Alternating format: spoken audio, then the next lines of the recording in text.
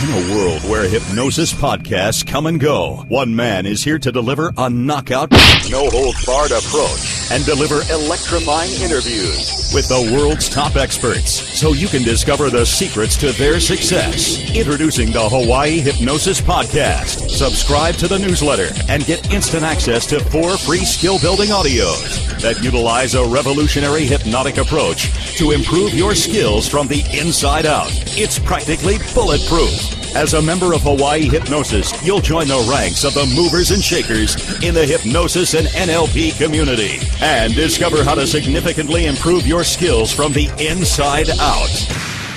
Aloha, this is Antonio Perez. Today I'm interviewing my good friend, Reg Blackwood, aka the Quicknotist from New Zealand.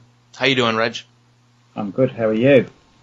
Doing wonderful. So how's the weather over in New Zealand right now? Freezing cold. Freezing? We're in the middle of winter, so it's never pretty. Oh, no, it's always pretty, it's just not very warm. It's not comfortable. No, heaters on day and night, and I don't know, anything we can do to keep warm, really. I don't know, it's too unbearable here. Super hot. And just imagine having to wake up day after day after day with the sun and the beach and the palm trees. Yeah, all right. I'd swap places with you right now. So a few minutes ago, Reg had brought up a really good point when we were talking about how street hypnosis is that a lot of people are doing street hypnosis totally wrong. Now, Reg, would you mind talking about this?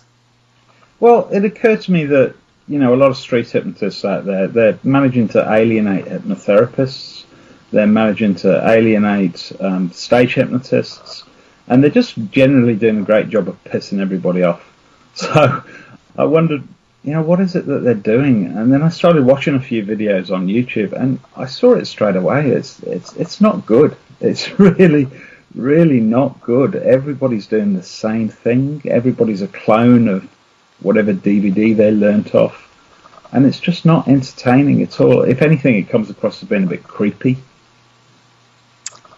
Yeah, I would probably have to agree. I'm going to have to agree with that, and I think I have probably come off creepy before, because hypnosis is creepy to a lot of people. We all know what it is. But it is, but you're not doing anybody any favours if you're just one guy out on your own and you're approaching one person and you're only performing for the camera, YouTube is not an audience. It's like, who are you entertaining exactly? Not you personally, Antonio, obviously. I'm speaking generally here, but because people love seeing me on video. Of course. Not really. But there's so much testosterone out there, do you know what I mean? And it's no wonder that they're giving us a bad name, to be honest.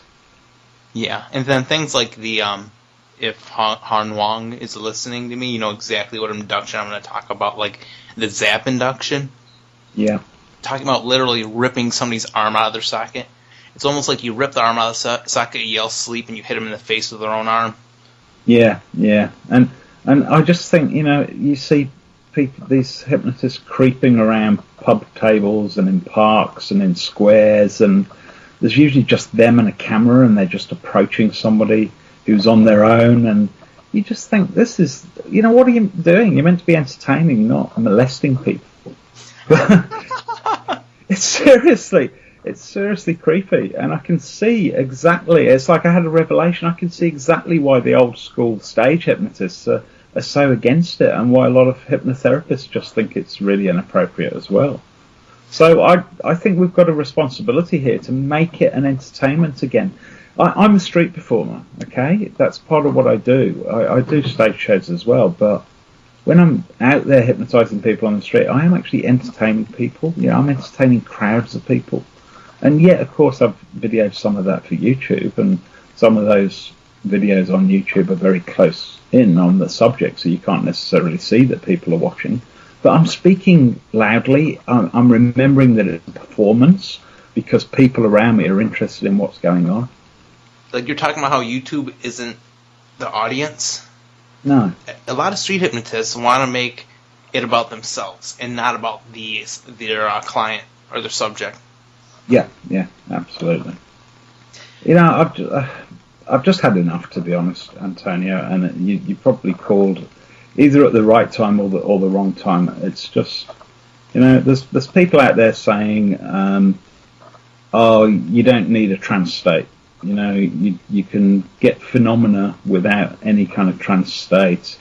Well, yeah, fair enough, but you know what? Nobody's told the millions of people all over the world who are getting hypnotized daily by hypnotherapists or by stage hypnotists, because you tell them sleep and they sleep. So I don't want to educate the volunteer, and the volunteer or the client doesn't want to be educated. They want to be hypnotized. So hypnotize them. And the same goes for the audience. The audience don't want to be educated. They want to be entertained. So entertain them. Yeah, that made me think about something the other day, how if you get a bunch of hypnotists around talking to each other, they're going to talk about techniques and metaphors and all this.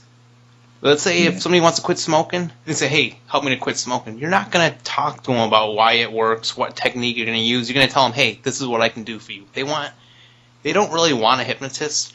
They want to quit smoking. That's what they want. Yeah, absolutely right. They want the end result. Yeah, you just mentioned something there that reminded me of something else. You say groups of hypnotists get together talking.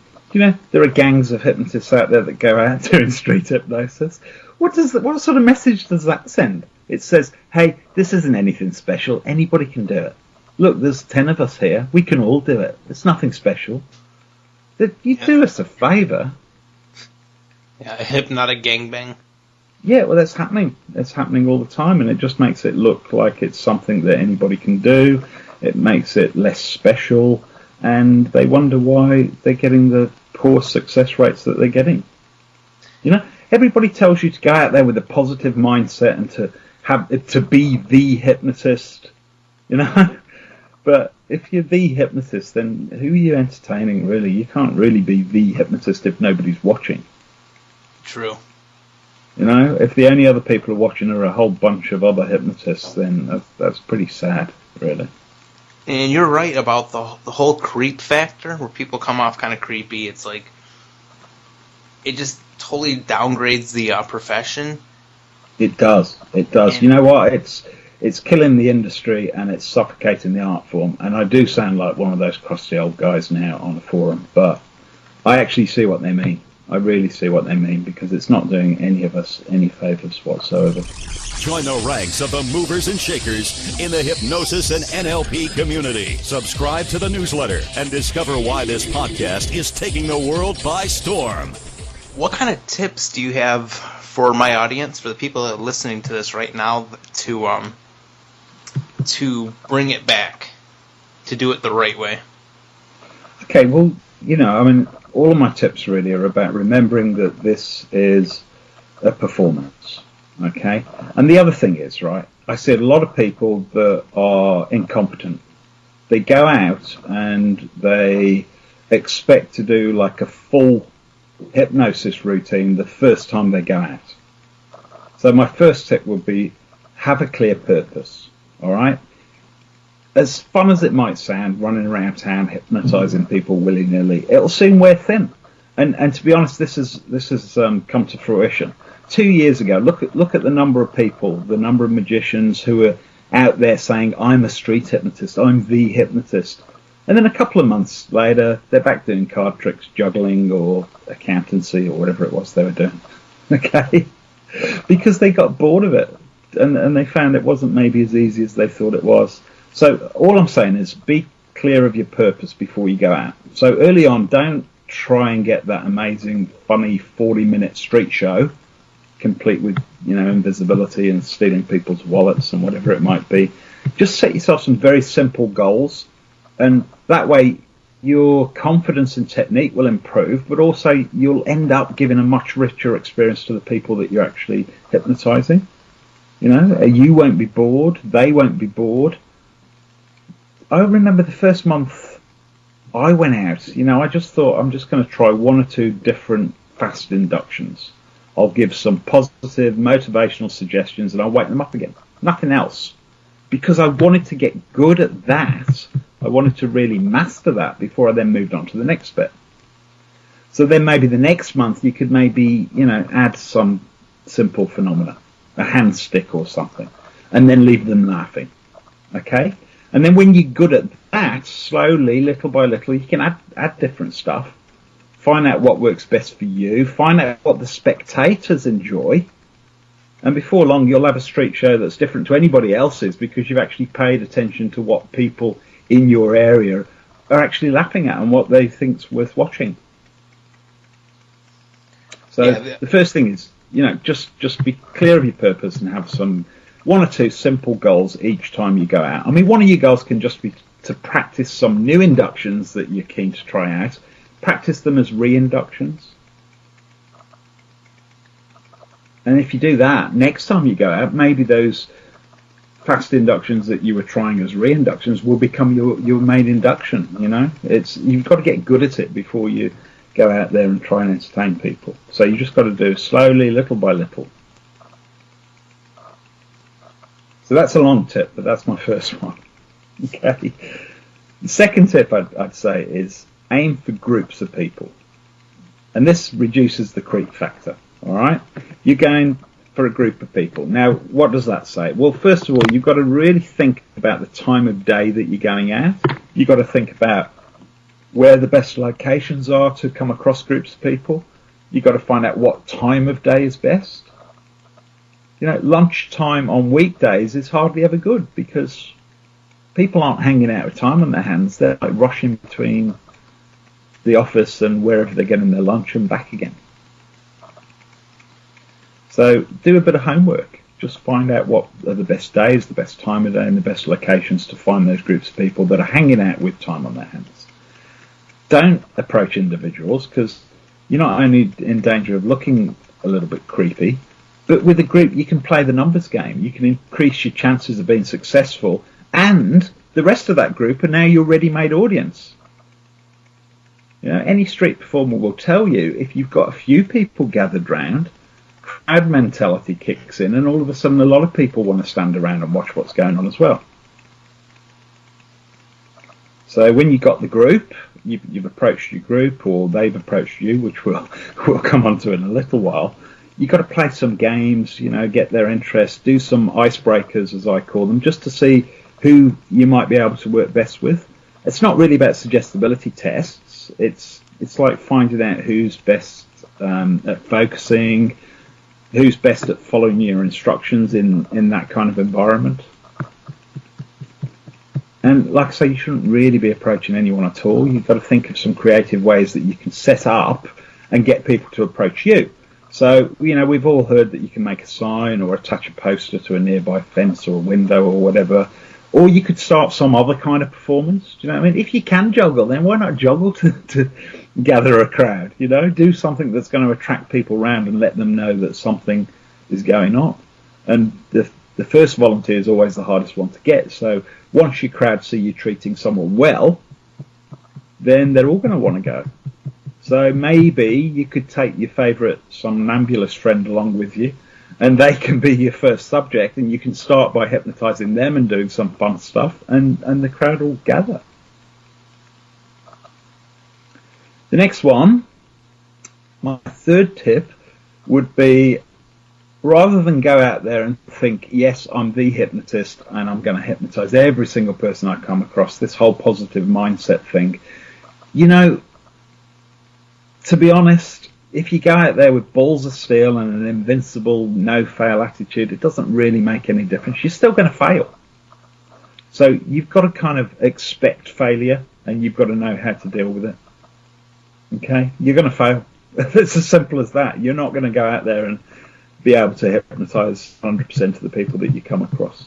Everybody, all these trainers tell you, confidence is king, act as though you can hypnotise every man, woman or beast on the planet and you're going to be successful.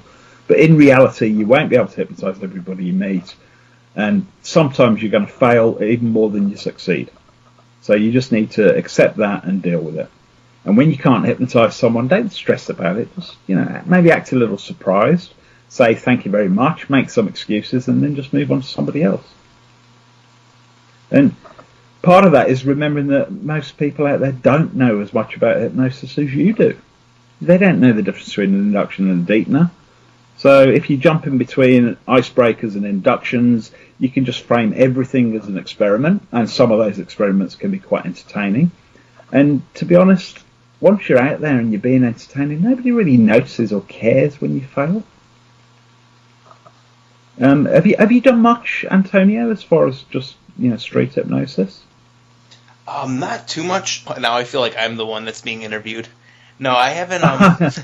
No, I haven't done much. We actually have a art festival here on the island of Kauai every Friday.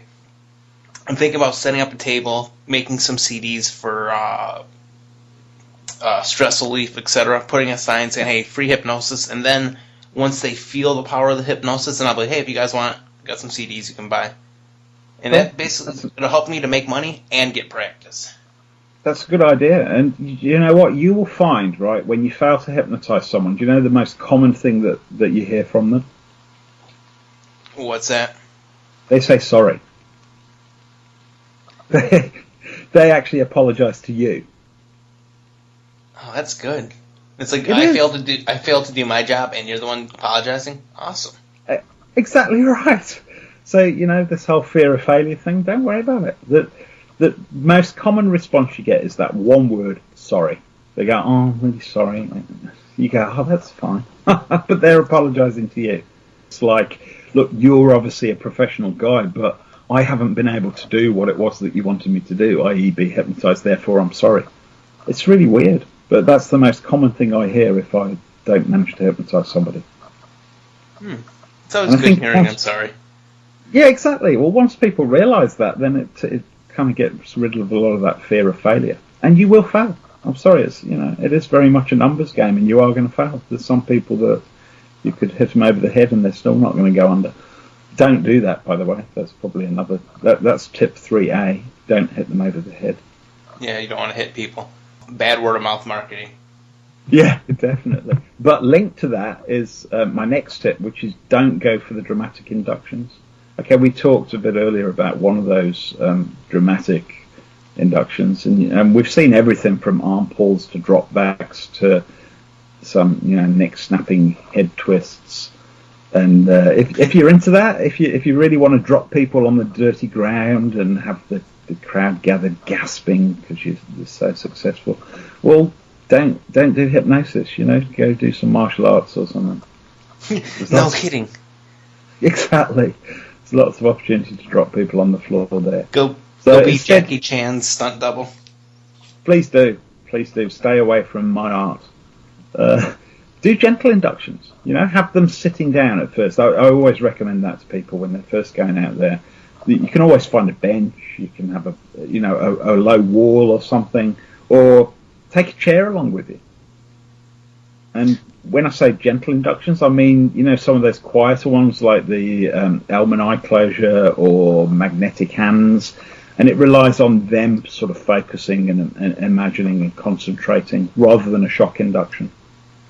I think the reason I like shock induction so much is they work so good on me. I was at the Igor Letohovsky training. Have you ever heard of Steve Ramis, right? Yeah. I was at that training, and I had told him, I was like, yeah, I want to know what it's like to have the hand drop. And oh boy, as soon as he did that, I like it because it's that instantaneous boom, and you just kind of feel like you're floating. And the reason I like them so much is they work the best for me, or on me. Yeah. Well, I find in a show, and this is a little bit of a sort of secrets of stage hypnosis, I can do dramatic inductions, but they don't really give me a good indication of who I'm going to keep for the rest of the show, because as you say, the majority of people will go straight away with those dramatic inductions, but then you tend to lose them fairly early on in the show. So by doing something gentle, you're doing a lot of that vetting a lot earlier. If somebody's responding well to a more subtle, gentle induction, then the chances are that you're going to be able to keep them a bit longer, because they're obviously a better subject than the person that you dropped to the ground and everybody laughed because it looked like they were hypnotized, but actually they were just complying.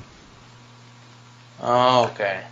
Yeah. Anyway, if you do want them standing up at some point, just remember when you do tell them to sleep that they might fall over.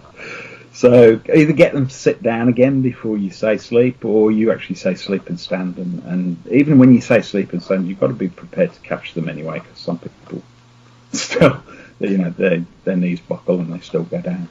I found that out on accident. We're outside a restaurant and told this guy, I was like, sleep.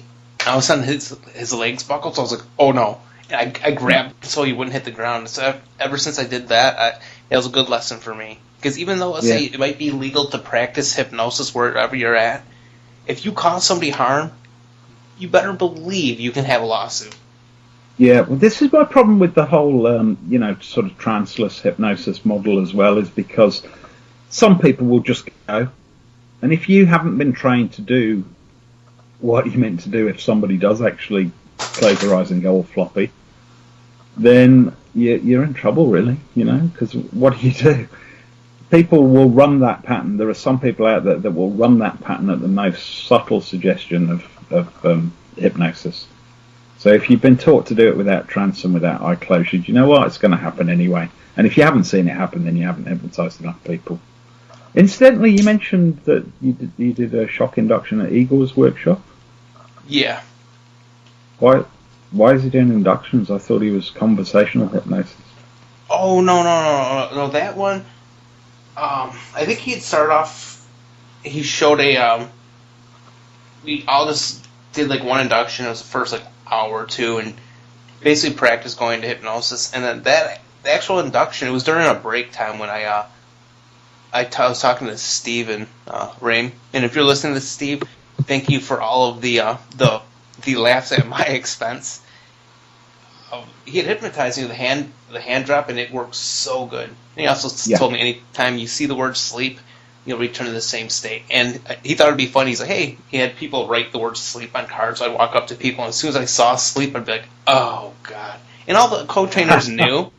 The co-trainers knew. So I was walking up to people, and I should have known when I saw people pulling their cameras out. It didn't really make any sense. And I saw the word sleep. I was like, oh, God. So it was basically sleep and stand. I would sit there and start. Like, I get really giddy. If I feel a trance, I get like a laugh, and I get real giddy. Well, I hope they treated you well, because my next tip is to treat your subjects with respect. Do you know what? I have the attitude that I have towards somnambulists, or those that we call somnambulists, is that they're very talented individuals. Okay? And that's the best way to look at it, because let's face it, without them there'd be no stage shows, no entertainment hypnosis at all, and let's face it, probably no hypnotists, if we didn't have those talented individuals.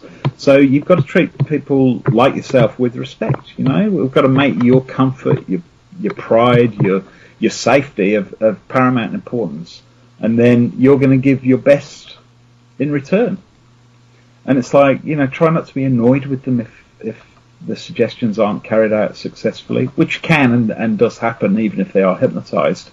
Sometimes you just need to keep that whole hypnotist-hypnotee relationship going, and you can do that by just asking for some simple acts of compliance between the suggestions, and make them smile, make them laugh, make them feel great, and then you'll see the other somnambulists from the crowd will soon emerge wanting to be treated exactly the same way. So that's my fifth tip, is to treat those people really well. Yeah, that's the one thing I want to comment on. Stephen, he awesome hypnotist and an all-around great human being. And definitely treated me with respect. Yeah, you don't want to, because a lot of people have a view of hypnosis as being undue power over somebody. Well, when you look at some of the videos, Antonio, you can see why people would draw those conclusions, because, as I say, there's a lot of testosterone out there, and there's a lot of alpha males really just kind of dominating people and trying to have control over them, and that's the sort of shit that just doesn't belong here, You mean like the PUA, the pickup industry? Yeah, well, it's getting a bit like that, isn't it? The whole hypnosis, the street hypnosis thing is getting a little bit like that. I see people not being treated with respect, and at the end of the day, it's what they're doing is boring anyway. So if you're trying to exert some sort of control over somebody and you're getting laughs out of it and it's entertaining and that person is actually enjoying the experience, that's all well and good. But when it's all about just you and your ego and, trying to control people, I don't know, it's not entertaining. I think most people turn their nose up at it. Yeah, and if whoever's listening to this, if you want to control somebody, get a gun. A lot easier. Well, not so easy in New Zealand, but yeah. Okay, get a stick or get a really big Maori. Yeah. Get a bodyguard. Yeah. Again, my sixth tip is that you've got to really define your performance area. Okay? What we're trying to do is, there's a formula that's worked for years and years and years, tens and tens of years, and it's the one that's used in stage hypnosis. Okay? So when we're doing street hypnosis, to do it successfully, what you've really got to do is make the conditions as close to those of a stage show as possible. All right? So you don't have a stage when you're out there on the street, but if you watch other street performers and watch what they do, they've got particular ways that they define their area. They've got ways that they tell the crowd where to stand. It's basically like a stage in the street, and there's all sorts of reasons for doing it that way, because it's a lot safer for the people that you hypnotise, for the people watching. It shows that you're professional. All of a sudden you're commanding an area. You're not just kind of creeping up to people while they're enjoying a beer or picnic or whatever. You're actually showing, right, there's a performance about to happen. And, I think that has a big effect on the type of people that you attract and the type of people that you do end up hypnotising. So leading on from that, number 7 is, remember, it is a performance. I mean, okay, you might not be doing this as an actual street performance. You might just be doing it as a demonstration. You could be at a networking event and you want to do a bit of impromptu hypnosis as a demonstration. Well, remember, it is a demonstration. I've seen so many clips where the hypnotist is practically whispering in the ear of their subject. There's no need for that. There's no need for that sort of level of intimacy. If you're entertaining, then the crowd want to hear what you're saying. But also, you've got the crowd there so you can make the person that you're hypnotising interact with the crowd. You can interact with the crowd. One of the reasons for me doing icebreakers is that it's something that the whole crowd gets involved in. And you can do those at any time during your performance or your demonstration. So that would be my 7th thing. Okay. We're getting through them now. Okay. Here, I promise I won't interrupt too much more. I want to comment on the thing about not whispering in somebody's ear. That ties into one of your earlier comments about don't be creepy. There's some cute girl, and you whisper in some cute girl's ear. Yeah. Even if she's not creeped out, everybody else is going to look at you like, what did he just say to her? We need to go rescue her. Yeah, exactly right. Very early on, I've probably told you this story before, but very early on when I first did street hypnosis, I had a girl, she got her eyes closed, we were in the middle of an induction, I touched her on the shoulder because I'd forgot to warn her that I might touch her on the shoulder, and as soon as my hand touched her shoulder, she freaked out. Because... Really bad freak out? Yeah, pretty bad. It was pretty bad. It took quite a while to calm her down. But you've got to remember that if you're a guy and really you're a stranger to this person, and if you suddenly touch them unexpectedly, even if it is in a socially acceptable place to touch them, like her shoulder, some people don't like being touched. Some people, if they've got their eyes closed and they feel a hand on them, they're not necessarily sure where that hand is, and some people do freak out. So that's not an actual tip, but it's something that's worth remembering. I guess linked in with that is the eighth thing, which is make it a personal experience for the person that you're hypnotising. Okay, it's all linked to this treating them well and treating them like a talented individual. Well, find out what kind of suggestion they actually enjoy best or perform best. Use their name and other personal details when you're dealing with them. Remember they're a person. They want to feel involved, and this is where you maybe deal with the problem that they've been having. A lot of the non-intrusive hypnotherapy techniques don't need to know the underlying causes. They don't even need to know what the problem is or the goal that the person wants to achieve. Well, use something like that. Okay? And you can do that in the wake-up, and that's the 9th tip, is do a proper wake-up. Even if you suspect that this person hasn't really been hypnotized, even if you've only gone part of the way through the process with them, you've got to do a proper wake-up, because you're in a public place. You don't know what's going to happen to that person once they've left you. So it's a bit of sort of safety paranoia, really, but you're just covering your ass as well, because if that person gets hypnotized, they've never been hypnotized before, you let them go, they go and jump in their car and they have a minor accident. Okay? Who are they going to blame? They're going to blame you, and if they're not going to blame you, then their parent will blame you or their partner will blame you. So just make sure that you do a proper wake-up, and make sure it's the same wake-up that you do with everybody that you hypnotize. That way you can say, this is my wake-up, this is the one I was taught, here it is scripted, it's the only part of my set that I actually script. And here's videos of me doing it with every single person that I hypnotize. Oh, look, here's a video of me doing exactly the same thing with that person, and then checking before they went away that they were actually alert. Okay? I mean, it hasn't happened yet, but you've just got to be careful. And you know, the great thing, this is a real tip actually in relation to the wake up. When I do a stage show, I always do something like a little gift for the people that have been on stage with me or have done street hypnosis with me. I actually give them something so that they leave feeling fantastic. Okay, and maybe you could deal with some stuff in there too, hypnotherapy wise, but it's definitely a good place to be doing that. So that's the 9th one, is the wake up. 10th and final tip is, for goodness sake, give them a business card when they leave. Okay, and what, you don't have one? Really? Well, how do you expect anyone to take you seriously?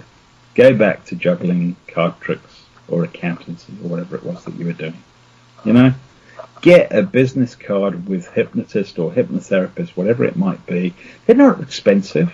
You know, you can get them done online. There's even vending machines that will print out business cards for you. Just have something with your contact details. It's all about that looking professional and looking like you care about that person. I've never heard of a vending machine printing out business cards. You know what? I actually found myself in the UK and I'd run out of business cards, and I went into a shopping mall and they had a vending machine printing business cards. They're very basic ones, but for me that's good because I end up giving so many away anyway. I use them for magic tricks, I use them for all kinds of things, and you know, I scrawl on the back of them and I do drawing duplications. So all I needed was a very basic plain white business card printed on one side, and that's what I got from a vending machine. You know, and speaking about that, I know you have one magic trick. Well, you have more than one magic trick, but there's one magic trick where you use. It's a really good way to give out business cards. I think it's a self-working trick. Would it be okay if I gave that PDF away to people? Yeah, sure, no problem at all. Yeah. Okay, so yeah, anybody that's listening to this right now, if you look somewhere on the blog post, or if you're listening to this podcast on YouTube, you'll see a link. Go ahead and click that link. What it is, it's pay with a tweet. So if you use Twitter, you go ahead and you click the link, and when you send out a tweet, you'll have the chance to be able to download that PDF and learn a really cool magic trick. It's a good way of giving your business card away, and you know, a memorable way of giving your business card away. And it works great as an icebreaker as well. In those situations where I said you need to get somebody's interest or you need to get people gathered round, well, you know, card tricks are as valid a way of doing that as any, so why not? I'm on a mission here, you know, I really want street hypnosis to be respected. I really want it to be seen as a valid form of entertainment, and you know, get paid for doing it. There's so many opportunities for festivals to do walk around work and actually get some money for doing this, rather than just hanging out with your gang of hypnotists and and approaching people and making them feel creeped out. Yeah, hypnosis. Honestly, you don't need hypnosis to make somebody feel creepy. Exactly. You don't need hypnosis to do that. You can just go up and give somebody a sneer, eyeball a girl, and just like look directly at her breast and not at her eyes. Yeah, you don't need hypnosis to put somebody off. No, absolutely. And don't be a clone, you know? Don't just go out there and copy what I do. Try and be creative. A scripted approach to hypnosis makes you look like a pale imitation of the person that wrote the script. All right? Stop trying one thing over and over and expecting it to work on 10 people. It's much better to have 10 things that's going to work on one person. I love Darren Brown, I really do, but I just think it's high time everybody stop trying to bloody be him and just move on, you know? Yeah, that's the thing. When I was watching the Assassin show, I was trying to explain to my girlfriend, like, look, they're kind of stretching the reality of it. Yeah. Or not kind of, he stretches. I mean, he's a great entertainer. A lot of people don't realize that, first and foremost, and even I didn't realize this at first, or I didn't really think about it, he's an entertainer. Yeah, he's a brilliant entertainer. When you can, basically, he's got people, he's got the hypnotists and a lot of NLPers that analyzes stuff to death, and by the time they do that, it's basically a guise. He's doing other stuff and using the guise of hypnosis and NLP. Of course he is. He's misleading the hypnotist as much as he's misleading everybody else. It's just gone a bit too far. I love what he does, and I think he's great, but I just think anybody else out there that's doing similar stuff just looks, as I say, they just look like they're copying him. And really, are you going to get many bookings for work if you're just saying, I'm a Darren Brown wannabe, which is what they're subconsciously saying? And, nobody cares what phenomena you can achieve without trance. Audiences, in my experience, love the mystique behind inductions and reinductions, even if they don't know what they are, They know that the hypnotist says sleep and people close their eyes and go, well, floppy. Well, embrace the trance state, Don't shy away from the word sleep. Yeah, people look at it and it's like, oh my God, he just said sleep and their heads fell forward. What just happened? Exactly. And you don't, I've put out a thing before, which is all the creative ways that you can get somebody to sleep. You don't just have to say the word sleep. You can link it to all sorts of things. Like you say, something written on a piece of card. That's just one way of about 1,000 ways that you can get people to sleep. I just think it's really annoying me at the moment, right? So you can hypnotise. So what? Big deal. My 9-year-old daughter can do it too. Seriously, she knows how to hypnotise people. The question is, what are you going to do with it? Where do you go next? And the hypnotic state, and anybody listening, I don't want to get into a debate about state and this and that. I really don't care. All I know is hypnosis works. It's good enough for me. Do you go into a hypnotic state when you're hypnotized? Yeah, I like to. You like to? There you go. Well, you know what? Audiences like people to as well. And people generally like to. I've tried it. I've experimented with lots of tranceless phenomena, and there's always a number of people that are going to run that pattern to go into a trance. Yeah, I don't particularly believe in the trance state either. But the people I hypnotise seem to, so therefore I'm going to utilise it. There you go, that's utilisation. Yeah, that's right. Just keep on doing whatever you're doing. I want to say one last thing as well, okay?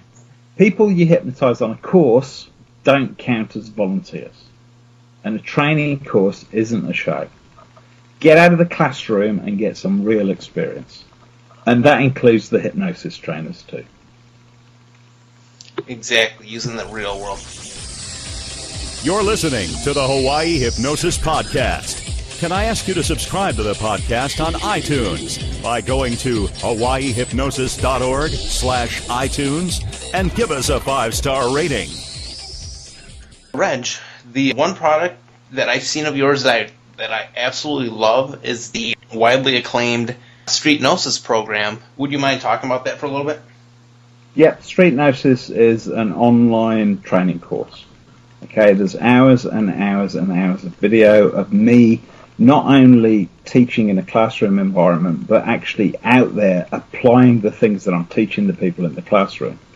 So, I'll say, hey, here's a great tip, why not do this? And then, everybody's nodding their head in agreement, and then you will see me actually doing it out on the street or on stage, and it's a good way of learning. There's videos, there's transcripts of most of those videos, there's MP3s of those videos, and there's lots of material on there. Really, people are just blown away by the amount of material that's on there.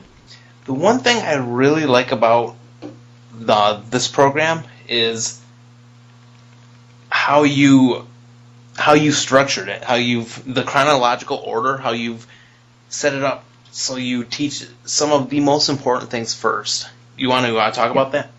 Yeah, I call that part of it hypnosis backwards.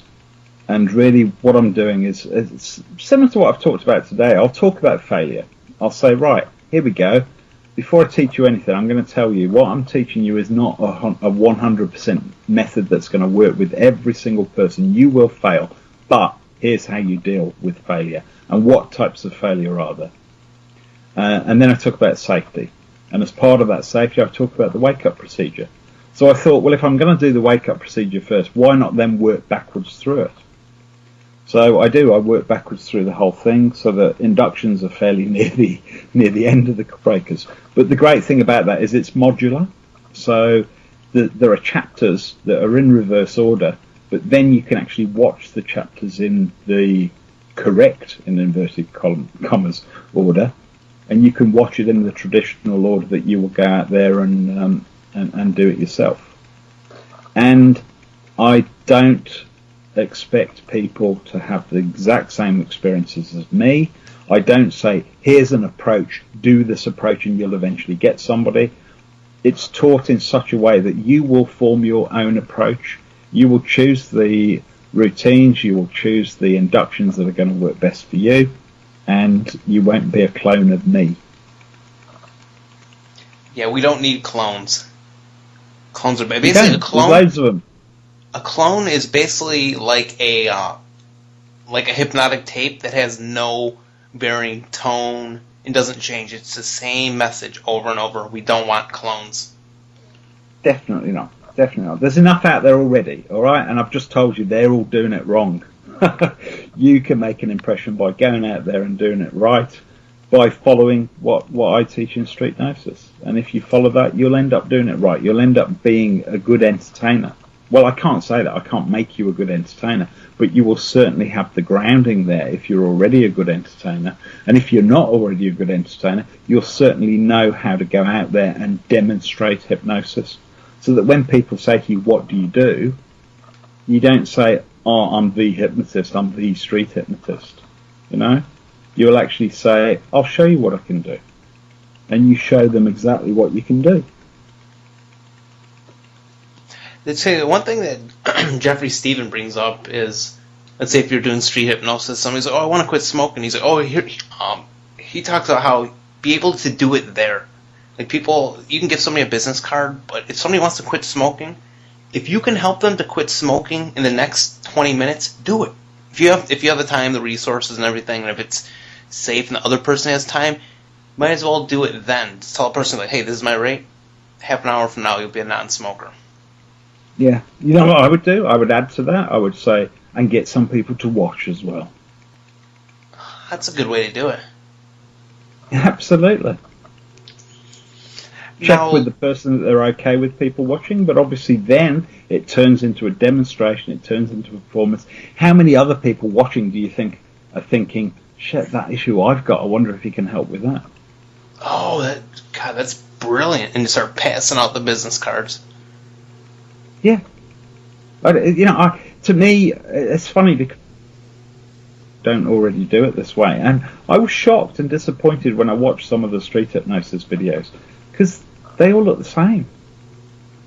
It's not good, People have obviously watched people do it on YouTube, or they've bought a DVD and they've learned from the DVD one particular approach. And, how many times have I seen the steepled fingers and magnetic fingers, whatever it's called? For goodness sake, eventually people are going to go, oh, that's hypnosis. Well, no, it's not, Do us a favour. No wonder lots of the stage hypnotists are turned against street hypnosis. I think we've got a responsibility as street hypnotists. If that's what you want to do, make it entertaining, take it seriously, do it professionally. Yeah, so for anybody listening to this, if you really want to master hypnosis, and not just street hypnosis, if you really want to master the hypnotic arts, definitely check out Reg's program. And Reg, what else do people get when they buy the street gnosis program? Well, what I'll do is I'll put all of these 10 tips that we've been discussing in a PDF, okay? And they'll get that. But not only that, at the moment, and I'm going to have to limit the amount of time I offer this, I'm giving a 1 hour free Skype mentoring call with me. So I know your rates aren't really, I don't want to say they're not cheap. What's your normal? What's They're affordable rate? usually. I normally charge about 150 New Zealand dollars an hour. Okay, that's my usual rate. So that's about 120 US dollars at the current exchange rate. So basically, if you buy Street Gnosis, then you get an hour on Skype with me included. So you can see that as buying Street Gnosis, an online course, and getting an hour's free with me, or you can see it as getting an hour with me and buying it and getting a free online training course, whichever way around you want to view it. It's good value. It's something that obviously I'm going to have to limit the amount of time I offer that, because I don't want to spend every single hour of the day on Skype. But if you buy it right now and for a limited time, you will get that 1 hour with me. I'll give you my Skype address. I'll check that you paid for the product, and we will hook up a Skype call where I can answer any of the questions that you're having. I can personalize your street gnosis experience for you by referring to bits on the course and going into more depth if needed. But wait, there's more. Well, I want to say that anybody that buys through my affiliate link on this website, what I will do is I will give you a cashback refund. I'm not quite sure how much the refund's going to be yet, since I'm still setting up the affiliate links and everything. But whatever it is, I will give you a cashback refund. I might have to wait until after the 30-day the 30-day guarantee. See, there's a 30-day guarantee with your program, right? There is, yeah. If you don't like what you see, then you can ask for your money back within 30 days. Okay, and then so basically after the 30 days have gone up, I will give you a refund, a cashback refund. So basically you'll get an hour of Skype for free, an awesome Street Gnosis program, and you'll get a cashback refund. It'll be one-on-one time with me over Skype.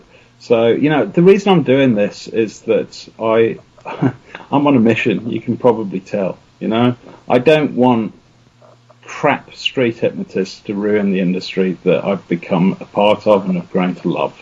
So I'm offering this because I think you deserve it. I think it's worth it, and you're going to love it. And I'm going to put out a whole lot of better hypnotists out there. And everybody listening, Reg and we have talked about setting up a hypnosis contest. Reg has agreed to give away a copy of his Street Gnosis program to one lucky winner. And I'll tell you what I'm looking for. What I want, right, is a video of you entertaining an audience. That can be an audience of 2 people, 3 people. It can be 2 people and your neighbour's cat. And it doesn't have to be hypnosis. I just want to see a video of you being entertaining and that audience, whoever they might be, being entertained. And if you add hypnosis into it, it makes it all better. It does, but it's not essential. I want to be entertained watching it, but I want to be entertained by watching other people being entertained. That's all I'm asking, okay? So that means you've got to set it up with a camera, and you've got to include the audience in whatever it is that you're doing. That's what I'd like to see. I'd like to see you entertaining someone, because that's what we've been talking about today. We've been talking about making hypnosis entertaining. It's about the audience. It's not about you. Absolutely. Yeah, so everybody listening, if you want to get a copy of this program and totally amp up your skills, just follow the directions on this blog post or on the YouTube video, whatever, and make a video of you entertaining people. Hey, for everybody listening to this It's Hypnosis podcast, I just want to say thank you for tuning in. And Reg, thank you very much for allowing me to interview you today. It's been a pleasure.